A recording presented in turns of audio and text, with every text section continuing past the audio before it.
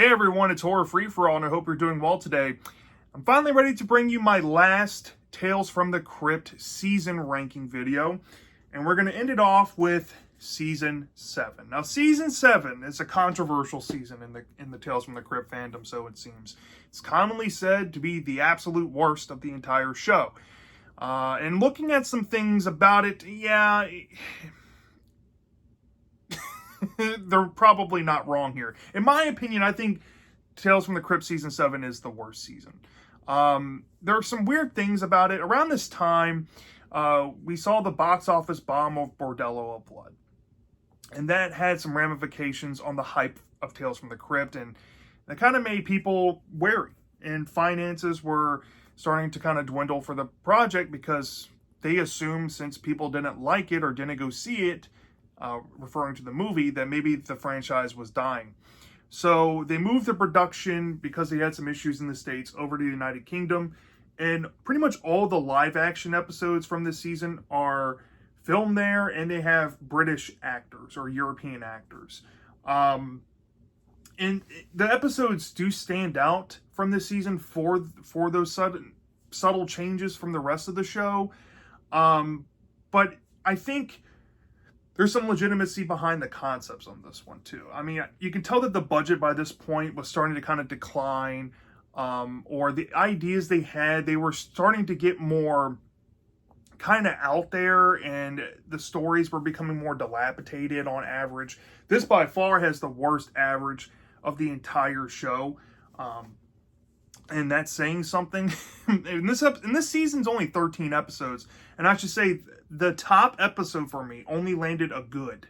There was no very good, great, or perfect. I'm getting ahead of myself, but this is the only season to not hit at least a very good episode. That's sad. If you don't know my criteria, though, starting from the bottom, we have genuinely awful, bad, meh, okay, decent, good, very good, great, and perfect. I already mentioned very good, great, and perfect had 0 entries. And there's also 0 entries for meh, but every other category, genuinely awful, bad, okay, decent, and good, all had at least 1. So we're pushing towards middling here. This is just a middling season altogether, if I had to be honest. Yeah. And yes, we haven't talked about a genuinely awful episode since Season 5, and we might as well start at the bottom here because we have a lot to discuss. At number 13, Dead Last. This is fighting with As Ye Sow as the absolute worst episode in the entire Tales from the Crypt show for me. I hate this episode deeply, for a lot of sound reasons. It's episode 87, The Kidnapper. This comes from Shock Suspense Stories number 12, and I gave this a 1.25 out of 5 stars.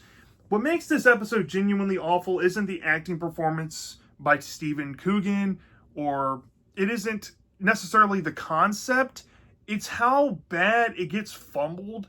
And yeah. Of all the direction choices they could have gone with this concept, they picked the absolute worst ones. And the character played by Stephen Coogan here is one of the stupidest characters of this entire show. I put him down there with the As Ye Sow main character as the 2 absolute dumbest characters and my most hated from this entire series. So yeah, the show managed to pull that off with this one. But the concept is very stupid. So listen up. It's about this pregnant woman. She ends up meeting this man who runs this, like, I guess, halfway house or hotel, and he has this crush on her, right? And we learn early on in the story that this man's out in this park kind of contemplating, looking at this baby with this mom, and you're kind of wondering why, and he's going into this backstory explaining this relationship that he has with this woman. And he knows that the kid isn't his, but he's decided to fall in love with her anyway and help raise the baby. He's made that mind up for himself. But once the baby is born, his girlfriend pays all of her attention to the child, and the guy starts to get jealous and thinks that the kid is getting in the way of his happiness in his future with this woman. So he goes to an organization to essentially stage a kidnapping where her baby's going to be taken away from her. And let's say this happens, right, in the story. And then for the remainder of it, you see the woman, fall into this psychological depression, and she starts having these weird things that she does, maybe involving some baby dolls. And the guy's like, realized that he fucked up essentially and wants to get the baby back, but he realizes that he's already made his bed and he has to sleep in it. So now he's desperate, and he may or may not find where the baby is, and that ties back to the opening. And then we figure out what his motives were in the story. So we know what he's going to do to this baby in the park that we saw early on, and we find out what happens to the baby and the guy himself. So yeah, that's the story here. Now, the concept on paper isn't a bad idea, but the main character is so dumb, and having him be jealous of the kid, right? It would be one thing if he was some bumbling idiot and he was set to like watch the baby, but maybe these people that are after him for some debt, since he owns a hotel, maybe it could have been like a money laundering thing. You know, it could have been anything besides what they went with for this character, and it would have been better. It was absolutely awful. It was cringe the entire way through it. I've never seen a Tales from the Crypt episode where I winced almost from the beginning to the end. Yeah, this was awful. Now, it's a juggle for me which one is worse, if it's As Ye Sow or The Kidnapper. I'm leaning As Ye Sow because that's more irritating. At least this concept is different than what your average episode is. But yeah, not good whatsoever. It's pretty bad taste. And yeah, there you go. All right, now into the bad. We do have an episode in the bad territory. This is the last of the bottom 5 of the entire show for me. The only 5 that hit genuinely awful and bad, right? We have episode 81, Fatal Caper, the first episode of the season. This comes from Tales from the Crypt number 20, and I give this a 1.5 out of 5 stars. A mild step up from The Kidnapper, only for Natasha Richardson. I thought she was absolutely fantastic in this. If you don't know who she is, if you've ever seen the Lindsay Lohan Parent Trap movie, she plays the mom in the story, or the ex-wife of Dennis Quaid. Yeah, she was great. Everything else about the story can fuck itself, though. This is so bad. The concept is about this man is trying to set up his inheritance. He's getting up there in age. He has 3 sons. One is kind of out of the picture of the story, but 2 kind of mooch off him and still live on the property. And they both have different personalities and stuff, and they're kind of talking to this person who's working his case for him, who's played by Natasha Richardson, trying to see which one she would advise would be a better fit for this arrangement here. And it's really boring and nothing really happens in the story. It's just a bunch of character drama, and you see them just not getting along and doing some random fits of bullshit. And then both of the characters get this idea to maybe try to get the upper hand on the other. But they don't know that the guy, their father, has this plan to kind of expose the true nature of his sons, to see if they're really, putting on a front for him, or if the little shits that they are going to take what he has or completely ruin his legacy or something. And that plays into the final act. But there's a plot twist involving a certain character, and a character that's been out of the story, that is absolutely what the fuck. And there's a scene, I'm just going to say this now, the absolute worst scene in Tales from the Crypt history. We see Natasha Richardson during this reveal. If you don't know what I'm talking about, if you've seen the ending of Assassin, you know what I'm talking about. The context of what happens with this certain flashing of genitalia to this said old person is so wrong, it made me full on hate the story. And I'll just leave it at that. Yeah, Fatal Caper, it's a boring piece of shit.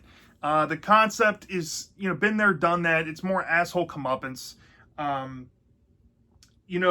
back the layers, I really don't see much discernible distaste of this one compared to The Kidnapper, where, like The Kidnapper was talking about jealousy and how if you feel like you're a third wheel, that can make you feel inadequate. But they placed that trope on a stepfather with a kid.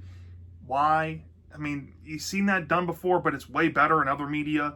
Fatal Caper, it's about leaving your possessions behind to others, and it makes you think about who you're giving your legacy to, and how your legacy is going to reflect you as a whole. But other than that, it doesn't really play up that, because the entire time is just endless banter.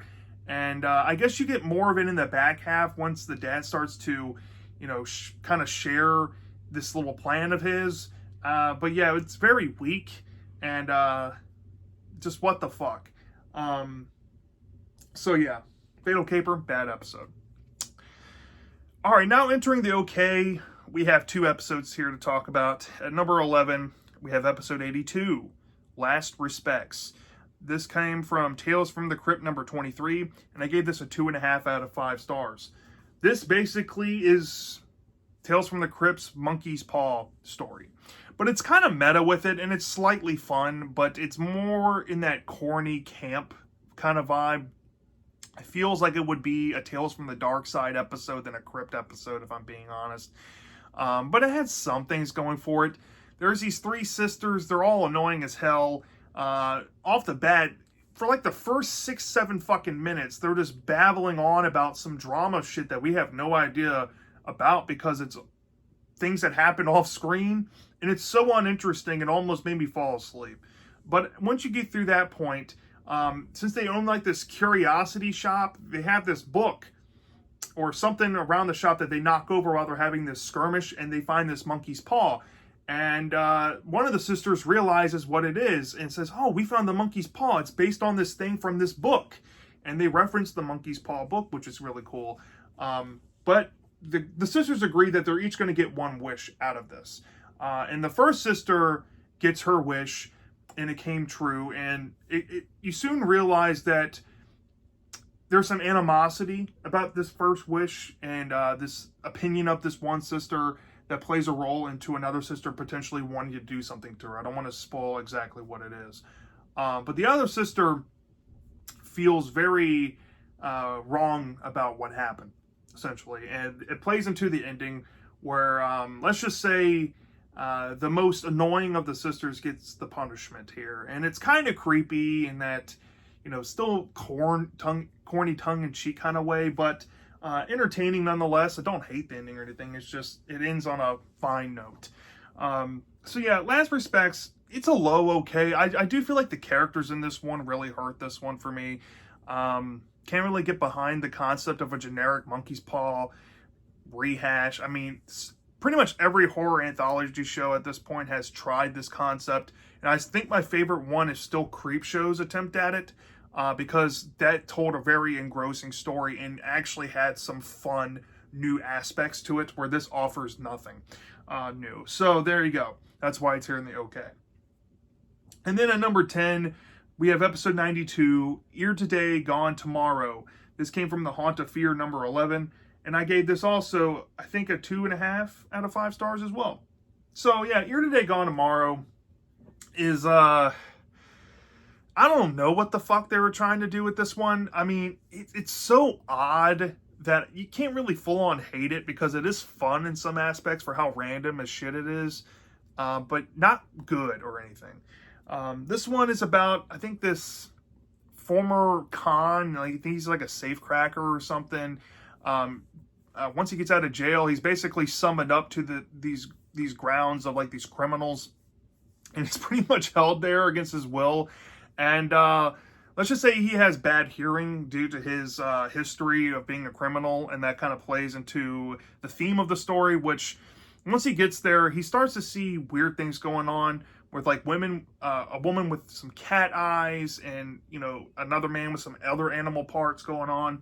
And there's this operation where they replace body parts with animal parts, and let's just say the guy is basically being like extorted to help with something, and in exchange they can like fix his hearing. And without going into any more details, because honestly I forget a good amount of the latter half of the story, it kind of ends on a weird supernatural note. was like dealing with some like powers and stuff that these animals bring. I don't know what the fuck they were trying to do there, but apparently they enhance the people when these things are put into them. And yeah, let's just say it involves the ears of a specific animal. Yeah, what the fuck. And I'm just gonna say this: the ending is completely random because that transformation that you'll see. Yeah, what the fuck. So yeah, this one was like pushing fine, like a lower decent. The concept was just a little too sloppy for me. A little too random for the sake of being random. I thought the acting performances were fun when they were there. The premise, though, it felt like a fever dream. Maybe something like Monsters would try to tackle a story like this, but what Monsters was able to do is actually deliver on the camp very well. And Monsters is known for being a very campy show, and they can pull that idea off very well. Crypt is, in my opinion, they just don't pull it off that well when it is this overt. And it just lacks charm to it. It's just there in the story. So, yeah, that's why it's here. All right, now we're entering the decent, and we had 6 entries here, so we have a lot to go over in this category. At number 9, we have episode 84, Escape. This comes from the Vault of Horror number 16, and I gave this a 3 out of 5 stars. This is another hated episode in the show. It involves the World War II time period, and it's kind of controversial because we follow Nazis as the main character. Yes, we're kind of getting to Nazi exploitation areas with this episode here. But I actually thought this one was kind of intriguing, and I thought it was well made and well acted enough. And I like some twists and turns to the story. So essentially, it takes place in 1945 in Great Britain. These German soldiers have been captured and taken to a POW camp. And within the camp, we see some drama going on between these prisoners because these new German people brought in, they might have done something to a platoon of other Nazis that got them caught. And this has like this whole spider web effect where everybody's like, have these, seeds of distrust with certain people. So when they come into the camp, the guy's like, you know what? We're going to escape this, right? We're going to find a way out. And he gets his band of supporters, but let's just say something starts happening to his support. And by near the end of the story, there's kind of a plot twist involved with a certain character. And the tides get turned on the main character. And we see what happens to them at the end, and we get this whole recontextualization about the end of World War II and them finally settling some animosity they have over some certain actions that were done before they were in the POW camp. So, yeah, this one was kind of an intriguing drama, but the unfortunate thing is there's so much content that happened off screen that I feel like getting thrown into this situation, there's a lot of subtext or context missing from the events of the story to make me care all that much. I thought the acting performances was really good. I thought the time period looked authentic. They had some like really cool set pieces, and they had some cool props to kind of make it believable. But yeah, I don't know if I have a problem with following Nazi main characters, but it does kind of have that ickiness to it. I don't know, like we're supposed to sympathize with these people, whatever. But yeah, this one was just a low decent. It's not really that special. It's nothing you haven't seen before. I really like it just for the vibes, basically. And yeah, the story when it was good, it was good. But then like I said, not the greatest, most fleshed out thing ever. So now at number 8, we have episode 91, Confession. This comes from Shock Suspense Stories number 4, and I gave this a 3 out of 5 stars as well. This episode starred Eddie Izzard, and I really wanted to love this one because it had a lot of potential. There was some really cool gore in this that I wasn't expecting, but it fell into that predictable side, and yeah. What the fuck? The ending, while you see it coming, there's a twang to it that I'm just like rolling my eyes with. But nonetheless, this story is about the serial killer that may or may not be going around killing women around this area of London. And this man gets arrested because he's nearby the scene. And there's this detective kind of grilling him, trying to get him to confess that he's this murderer pretty much the whole episode. So it's like this detective guy and Eddie Izzard going back and forth. And it kind of plays them up a bit evenly here, to the point where I thought it was actually very gripping to see which one is actually the killer. Because unlike some other episodes in the past, like I think it was Came the Dawn, it was very obvious from the get-go who it wasn't. But here, it wasn't that obvious for most of it. And then once you get over a certain point where Eddie Izzard's character tries to call somewhere, you realize it can't be him, because the way he reacts and all that, there's just no way. And it becomes obvious of who the killer is. And if I haven't technically spoiled, it's pretty obvious who it is, right? But that plays into the ending, right? The wrap up of it all. And yeah. So, yeah, this story comes to kind of talk about some things here. This one has some layers to peel back, dealing with perpetrator mentality. And, you know, if you've ever seen like a crime show before, like a true crime, where you see, you know, suspects in an interrogation room and the ethics of treating suspects, right? That's kind of here in the story. But what makes it fun is that both of these characters have like some jaded things about them. You can tell that this police officer has seen a lot. He sifted through a lot of bullshit. And you can tell that maybe being in a profession like that kind of hardens you over time, and you get that impression that maybe it's kind of talking about how you kind of lose your empathy if you're surrounded by these horrible things all the time. And then the criminal, he's definitely not the most clean character ever, and he has a criminal past, but that's coming to bite him now, because since he has a criminal past and he's been in jail before, the police thinks that he's a repeat offender, and that's not always the case either. So it's kind of casting an even shadow on both sides of that coin. So I thought it was really fun for that, but like I said, it falls apart around that final 8 minutes or so for me, and it kind of takes me out of it, especially with that ending. I'll just leave it there. All right, at number 7, we have episode 89, Smoke Rings. This is from The Vault of Horror number 34, and I gave this a 3 out of 5 stars. An episode with Daniel Craig.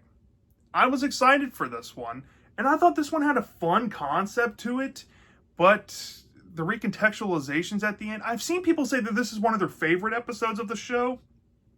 I don't know, maybe if I come back to it, I don't think I really remember some small details. That's why I'm putting it this low. Maybe if I rewatch it and pay more attention to it, it might score higher. But let's just talk about it real quick. So the concept is another nefarious person who may or may not have been inside the penitentiary system before, has been given this weird like hum device that he takes to this marketing agency to kind of pitch to them to use this to help sell shit, essentially. And he demonstrates it, and there's this really funny ass scene with these two people like being pretty much mind controlled into wanting whatever he's showing on these posters, essentially. And once they get feedback from him about it, they're like, well, we love this, we got to go run this into testing. And they push it out, and the guy's seeing some success, but he has an inside job partner going on, and we kind of learned that there's more to the story that they have with the means of this, right? There's the bigger picture to focus on.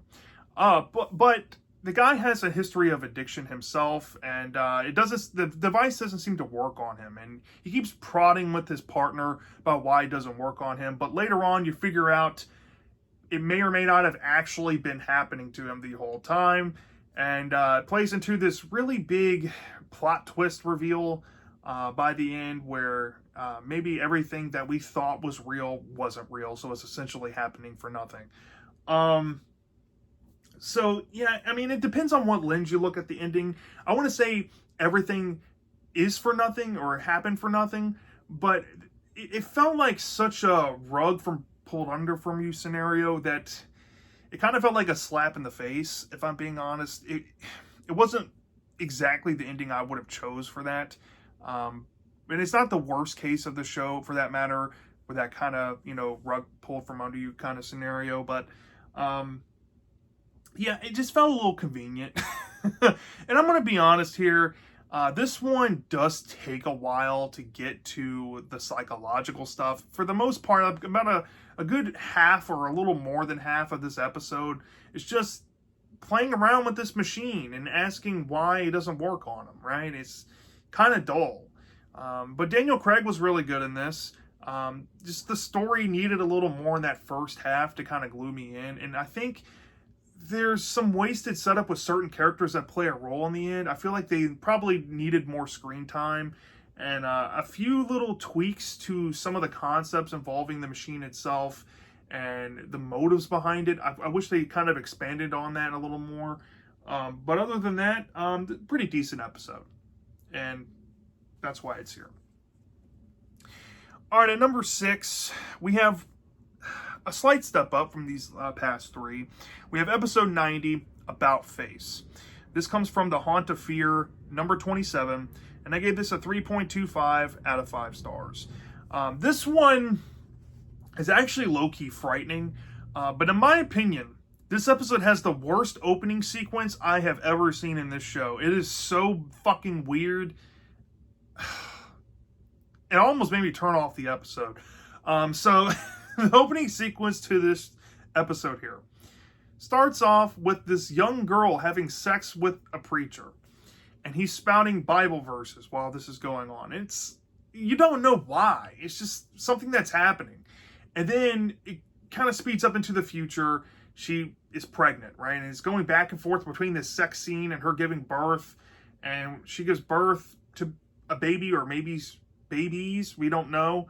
And we don't know what happens to her because the opening ends in the prologue and we get caught up to present day. And in present day,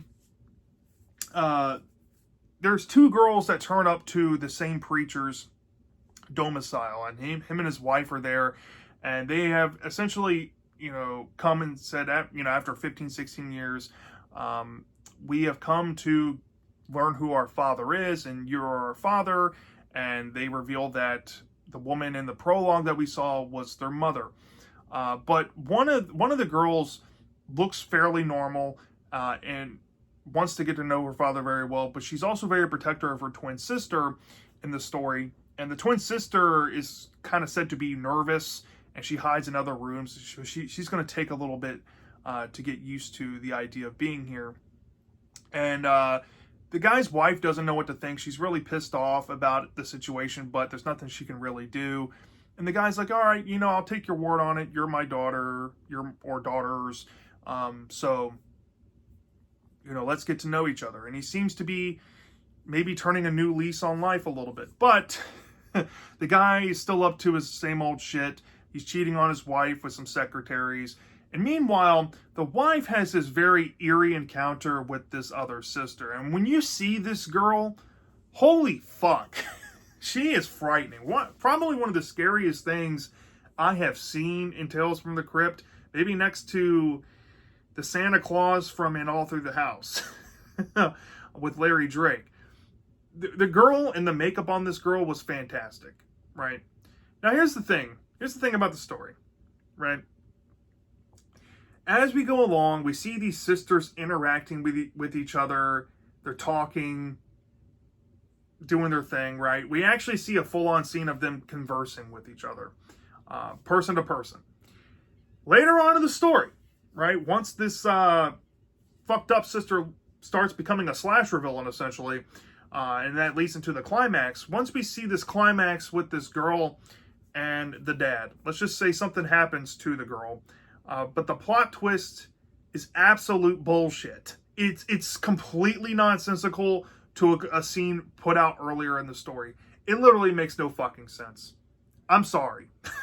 And I guess they try to pull that off because they said there's a mirror. If you don't know what I'm getting at, this show loves to do conjoined twin plot twists. There you go. And it's a cop-out bullshit thing to make it more sadder than it should have been. But yeah, it ends on an emotional note nonetheless. And I do see this one's kind of a commentary more so than something to peel back subtext with. This is pretty much commentating on, things that go on behind the scenes in like religious establishments. And I'm not saying this stuff doesn't happen, but as somebody who, I want to consider myself super religious, but I do have some faith, I do think there is that bad taste element to it, especially with that opening. That shit is just absolutely repulsive. And with that aside, the ending is complete bullshit. And the asshole of the story doesn't get what's coming to him. And that's the subtext to peel back, is that the guy's children are basically the product of sin. So now his sin is coming to essentially smite him and deliver vengeance and pestilence, or whatever term you want to use, to get, vindication for his atrocities and cheating on his wife and committing sin while he says he's a man of God. I see what it's saying. That's why I give it a high decent. It's just the book ends of the episode are the ugly ducklings going forward. But other than that, the story was very riveting and I quite enjoyed it. So there you go. All right, at number 5, we have episode 86, Cold War. This comes from Tales from the Crypt number 43, and I also gave this a 3.25 out of 5 stars. This one stars Ewan McGregor. If you don't know who he is, he played Obi-Wan Kenobi in the Star Wars prequels and in Star Wars Obi-Wan. So it was fun to see him in an early role in this show here. And honestly, this one is more fun, but it kind of falls into that creep show, random plot bullshit area, especially by like the final 10 minutes. I think that's where the episode kind of falls apart. Unfortunately, it's a common theme for a lot of these season 7 episodes.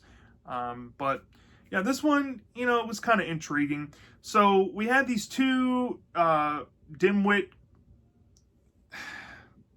people that obviously they're in a relationship, guy and a girl, and they're like small-time crooks and robbers, and they go and rob a convenience store, and there's this whole over-the-top robbery scene that was really fun to watch. But after they make off with what they do, they head back to their piece of shit apartment, and the guy's like talking to the girl, and the girl's like prodding at him why he does certain things the way he does, and he's like, well, don't question me, blah, blah, blah. He kind of yells at her, and she gets so upset that she's like, I'm going out. I don't want to be in a relationship with you anymore. So she goes out to a bar where this random American guy, he's there kind of looking for women. He's talking to a bartender, and he ends up meeting this woman, and they kind of hit it off while dancing. And then I guess the woman has an affair with him, brings him back to her place.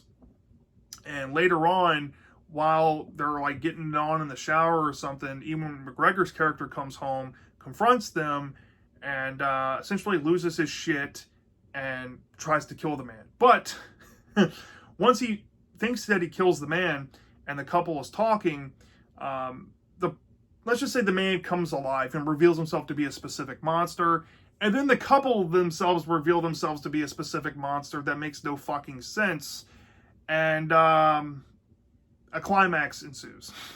And then the ending is on some pretty gory, grisly body horror that happened to one of these characters' faces. Let's just say that. So yeah, this one had some fun prosthetic effects. It had a fun atmosphere, a different feeling story than usual. I actually kind of like these unlikable characters. They're meant to be unlikable, but they have more of a personality, and we do get a little bit of why they are the way they are in the story. Not wholesale, but it is backable enough to get invested into the relationship a little bit. I do like some subtle things and twangs about the story, but where, like I said, where it falls apart for me is that final 10 minutes or so for this story. Once we get into the whole affair stuff, that just seems very sudden. And you don't really feel the contemplation of this girl wanting to go seek somebody to have an affair with. And I feel like since she's been with this guy for a while, there has to be some there. And I just don't really buy into the fact that this would just randomly happen and she's that dumb and naive to bring this guy back to her place. Okay. But the second thing is, the whole reveal about the American guy and the couple. Left field as fuck. Thumbs down for that. But yeah, fun. It's just a fun episode. It's a decent time. That's why I give it a high decent. Definitely watchable and recommendable, but not the greatest thing ever. All right, and to round out the decent, at number 4, we have episode 88, Report from the Grave. This comes from the Vault of Horror number 15, and I also gave this a 3.25 out of 5 stars. This one, I wanted to really love this one, but it just never really got there, let's just say, and there's a lot of things and a lot of disbelief you got to put at the door with this story, and I think it's kind of confusing even, but the concept is simple. This couple, they have this device they want to test, but they end up, trying to use it on this, I guess, former psychologist who is actually dead. So they end up in like this mausoleum area. They find his body and they want to hook it up to his body. But before they do, the woman's like, well, I want to test the machine. I haven't been able to use this thing. And the husband's like, okay, that's fine. But right when he's turning the machine on, something spooks him and he accidentally turns the power on it too high, which may or may not have this effect on this cadaver that he has this thing hooked to and to his wife. And something happens to his wife where she basically dies, right? So for the rest of the story, the guy, he's kind of locked himself away in his laboratory, and he's been working on a bigger replica of this project that he had. But he's also being haunted by these visions of his wife and of this man who he essentially grabbed. He was using his findings during his experiments on essentially how to bring, I guess, people back from the dead. I guess that's what they were going for. And as the story goes along, you realize that the guy has maybe found a way to bring his wife through from the spirit world and give her a physical body back in the real world. And this is what this power is trying to do. Or maybe he's tweaked the machine from before to do this specific ability. But when he does that, he unknowingly doesn't realize that somebody out there in the spirit world thinks that they have claim over his wife now. And tragically, that may or may not play out for the wife's character. And then by the end of it, it's very depressing. This is honestly one of the most heart-wrenching endings I've seen in this show, where the guy, he kind of loses hope to get her back. So he decides to go join her and try to help her that way. And so, yeah, there is some suicide notes here. But that's where it ends. It's very depressing. But like I said, it's kind of touching. Yeah, this one, it had me gripped. I like the emotions in the story. I like the layers of trying to make something right and trying to get something back that you're missing. Quite literally, the guy wants his wife back and he wants to make it right because he killed her by accident. So you see the pain in his eyes. It's very believable. The acting was great in this. There are certain effects done with these ghost creatures that reminds me of 13 Ghosts, which absolutely creeps me out. And I think it works splendidly well. There's some oddball vision scenes that look fucking scary as hell. If I was in that scenario, I would be petrified. But the whole thing is down to the execution of the concept. Now, I can maybe see myself forgiving this more if I revisited it. I probably could bump this up to a good. But the only reason why I have it in the high decent is like, you go from randomly starting the story off by trying to resurrect this guy, I guess, with this machine to get him to wake up. And then you go from doing that to changing the machine over to bringing ghosts into this, from the spirit realm into the real world. There's a huge jump in that. in that time period. And while the story probably would take forever to go through that, um, there's just something about the concept that just feels kind of jumbled there. And it's kind of inconsistent. I got lost a few times and I was rather confused. I'm like, okay, I thought the machine did this, so why is this new machine that he's working on doing this other thing? But yeah, kind of hard to follow plot at some points. And then, of course,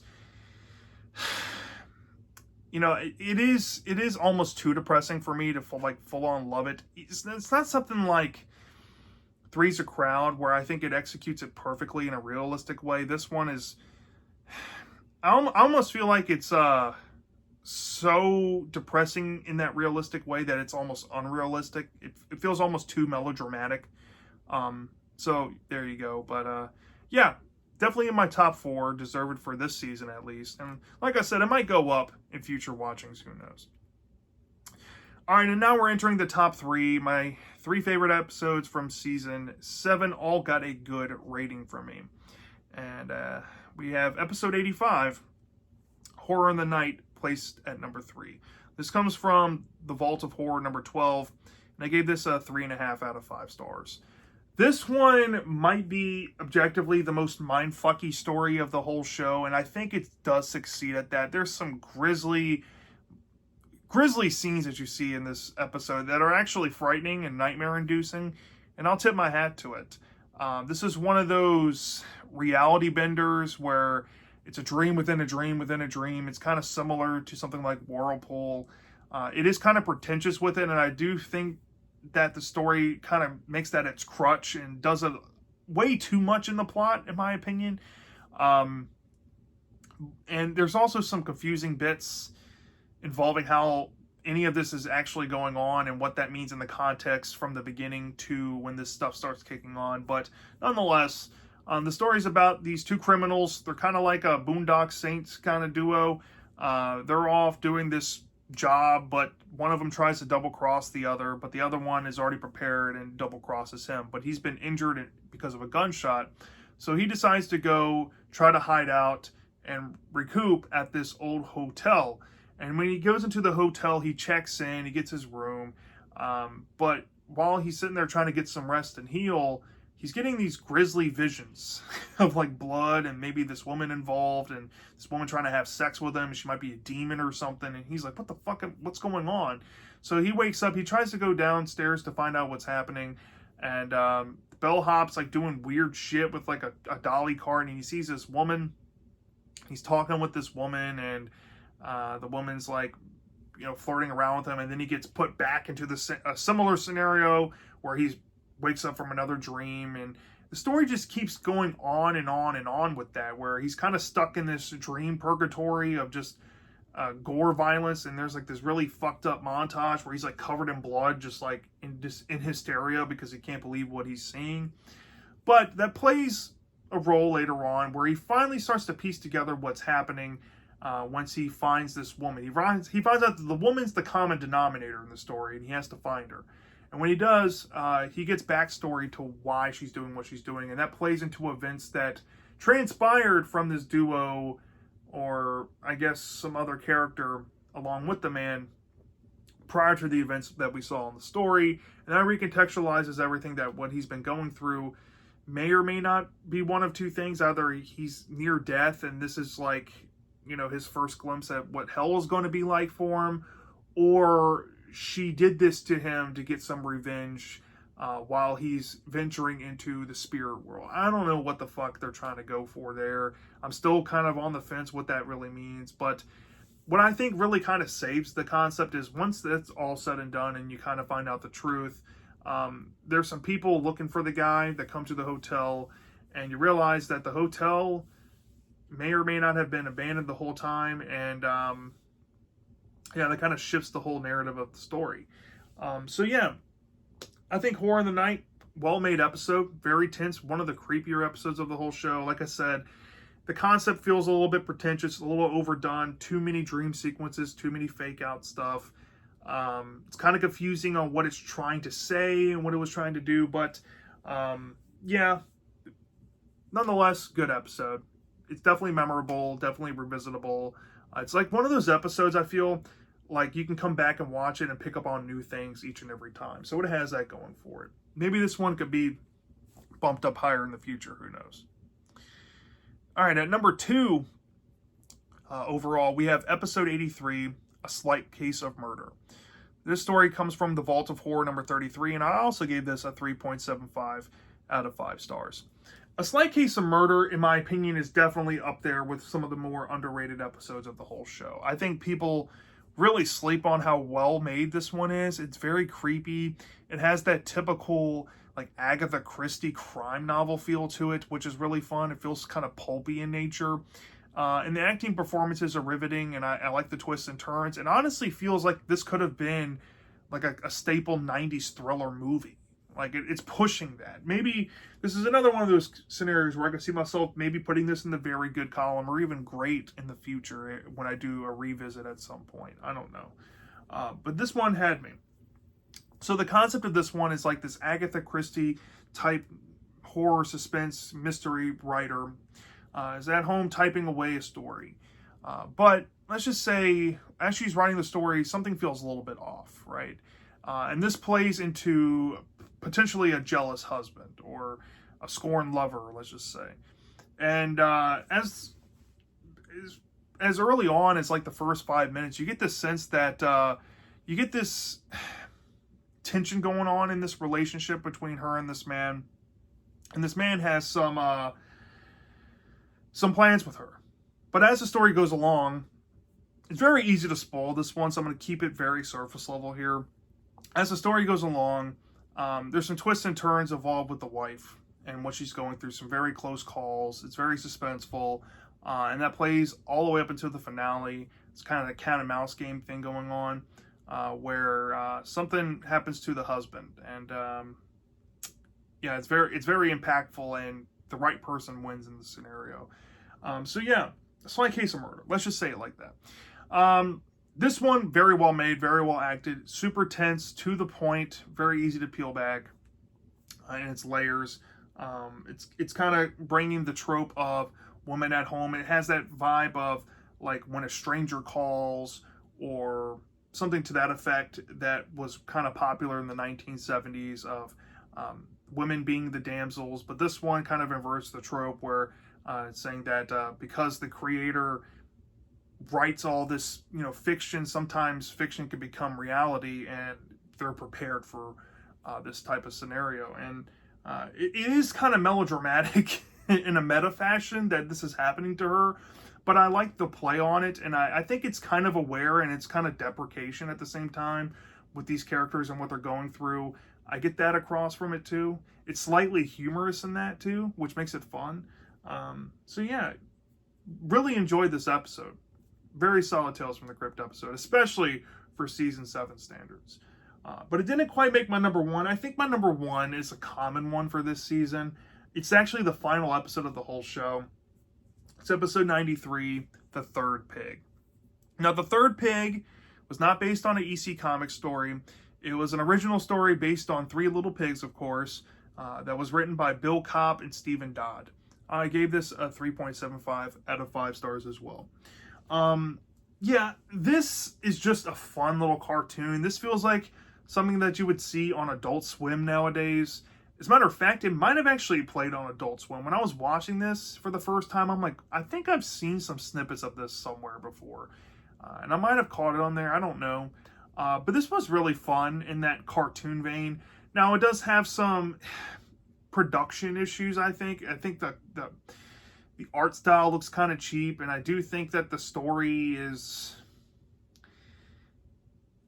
a little too crass. And yeah, let's get into it. So the story's about the Three Little Pigs, right? You got like Dudley the pig, I think is his name, and then he has like a brother who smokes and a brother who drinks. And they have the straw houses and the stick houses, and he has the brick house. Well, one day, the big bad wolf, who's voiced by Bobcat Goldthwait, comes through to the Three Little Pigs, tries to blow down the houses of the brothers. The brothers run to Dudley's house to hide out for a little bit to wait off the wolf. Well, what happens is, while in the house, the brothers are just, hanging around, just being cartoons, essentially. And Dudley's like, you guys never listen to me. I think that we need to do this. And they have some disagreement. And when all this happens, the big bad wolf essentially breaks through and does something to the brothers and essentially kills them, right? Just he's displayed to eat them, but they have bodies to bury, which, yeah, you got to look past that because it's cartoon logic. But once the brothers are buried and the big bad wolf goes off to do his own thing, Dudley's very upset. And he's so upset until he finds like this Frankenstein castle type of area. And he wanders into the castle, sees all this equipment, and gets this idea that maybe he could play Frankenstein. Maybe he can bring back a monster to get revenge on this wolf for what they did to his family. So he goes into the graveyard. I think he grabs his brother's remains, who are just eaten by the wolf. I'm not kidding. How are their remains? Are they fecal remains? I don't fucking know. But he makes a giant Frankenpig to go after the big bad wolf. And let's just say Frankenpig ends up finding the wolf. The wolf gets scared out in the middle of the woods. He gets chased to the Frankenstein castle. Dudley reveals that he's the one behind this and he's going to get some revenge. And you think they might have won, but it turns out that Dudley realizes the creation he made was evil and maybe he needs to destroy it himself, but that may or may not have been the wrong move, let's just say. And the story ends on a weirdly dark but funny note. So yeah, this one is kind of a genre mashup of the Three Little Pigs and Frankenstein. It's very fun and entertaining. I think the voice acting was great. You wouldn't think this, but there's like cartoon gore violence in this. That's, I think it's a little bit overhyped at the same time. I've seen people say, oh, this is like a blood-splattered Looney Tunes episode. This is amazing and like best gore in a cartoon I've ever seen. And I'm watching the gore and I'm like, this is rather tame, even for this kind of context and what they're doing with these body parts of these pigs. But it was still like bloody, and I can't see the appeal in it. It's very silly. The logic though of the story, there's not much to this one. It's just cartoon antics. And like I said, the brothers got eaten, but he uses their bodies to create a Frankenpig. What? Like, what bodies? I don't know. Yeah, you just got to look past that little goofy cartoon logic shit. But it's fun. Not a lot of subtext here. Maybe you can look at the Frankenstein addition of playing God and stuff is here, and he feels regret for building a monster to kill a monster. But sometimes, you have to weigh your options of the necessity of two evils and which one, I guess, weighs less and which one weighs more. So at least it has that. But yeah, it was my favorite episode of season 7 overall. I think it was different enough for the show, and for it being the only animated special outside of like the spinoff Tales from the Crypt Keeper show that they made for kids, this one was fun. Can't complain too much. So yeah, that wraps up season 7, the final Tales from the Crypt season, and yeah, that wraps up the show. Now I got to make my top 10 episode video, and I'm probably going to go ahead and make a ranking for the movies as well, because why not? There's only 3 Tales from the Crypt Presents movies. Now, I know there are 8 radio plays out there, and there's also the Amicus movies. I don't know if I'm going to get to those soon. I think I might take a mild break after this and do Monsters and try to wrap up that show before I try to wrap up the loose ends with Crypt. But yeah, had a fun time with this show. Season 7 overall, though, definitely the weakest. And let me know down in the comment section if you agree with my season 7 takes. Do you think it's the weakest season? How would you rank the episodes? Which episodes did you hate? Which ones did you like? Did you like them all? Did you hate them all? I'm dying to know. And I'll see you next time.